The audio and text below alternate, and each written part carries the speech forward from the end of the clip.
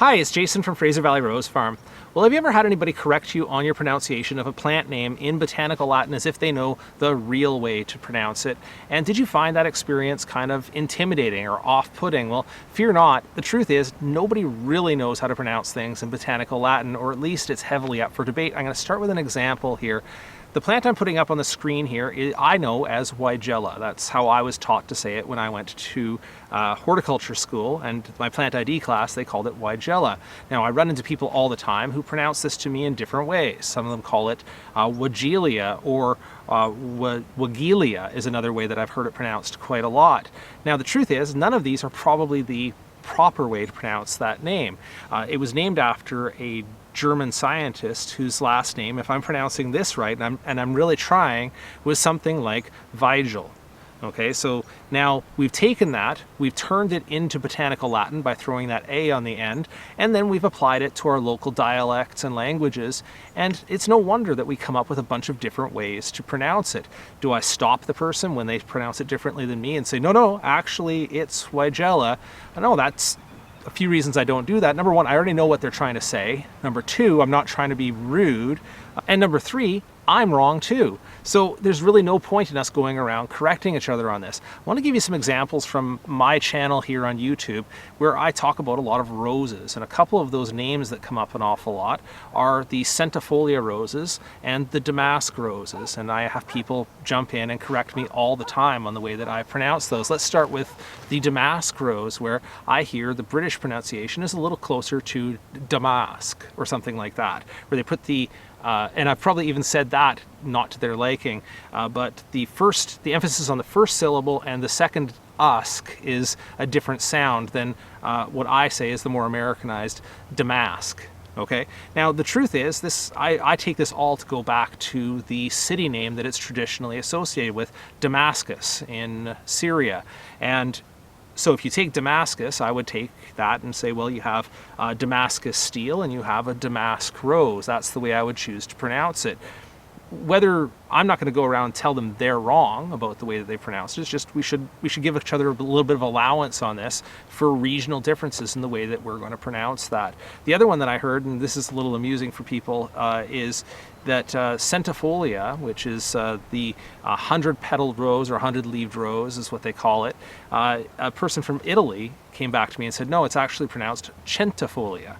Right? And I go, well, okay, I understand that. You're speaking Italian, and Italian comes from Latin, and maybe originally that CH sound was on it, but English is derived in part from Latin, so we would be hearing things like centurion, century, or even just the cents that are in your pocket, as in parts of a dollar.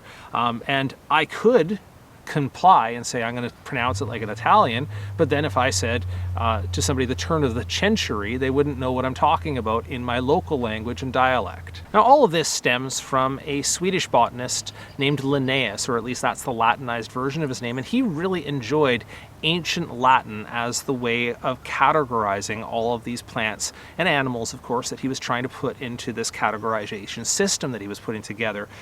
The hazard of that is that, of course, modern languages, especially the modern European languages, have all of these Latin roots in them, but they've diverged and are often pronounced a little bit differently. And certainly when you take those letter combinations and put them into a bunch of languages, some of which are not even related to Latin, there are going to be regional ways in which you're going to have different consonants and different vowels, or certainly put different emphasis on different syllables. I wanted to share with you that a few years ago I had Raymond Evison come to our nursery to have a walk around and teach us growers how to grow clematis. And I know when I say clematis, that's immediately going to trigger some people because it's pronounced very differently. In British English, they would normally call it clematis or something along those lines. Raymond Evison, if you're not familiar with him, is sort of like the David Austin of clematis. So he is a influential breeder and grower of clematis. So we figured we could benefit from some tips from him.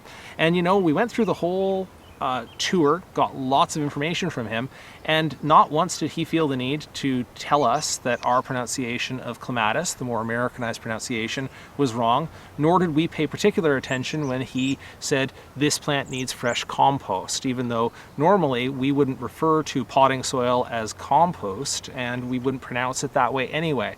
we all got along, once again, because it would be rude not to, because we understood what he was saying, and because nobody really knows the proper pronunciation of anything. It's just a matter of us all getting along in a shared language. So now if you're looking for pronunciation advice that I can give you, my plant ID teacher in my first year of college gave me some good advice that has stuck with me. Number one, she said, try not to blend your letters, try to pronounce everything. So I'll give you an example here. If I have this word scabiosa on the screen, that I-O in the middle, you try not to blend that into scaboisa or something like that. Try to pronounce them all so that other people have the best chance of understanding you. Likewise, if it's Davidii and ends with two I's on the end, you're going to pronounce them both. The second thing she said was say it with confidence, don't correct other people, and don't apologize for your pronunciation. It just makes it harder to communicate if we're all second guessing ourselves. So that's all I had to say on you. We could probably benefit from some tolerance on this, especially when, for the most part, it's kind of a written language that we all read, and we don't speak it all that much. And so we can give each other that tolerance, and the only other alternative is for us to get super literal on this, to boil everything down to its root words. Don't think it's possible. So you have to ask the question, do you want to have a good time doing this, or do you want to be right? And I'd prefer to have a good time growing plants and talking about them with fellow gardeners. Thanks for watching. If you have any questions, drop those in the comments below the video.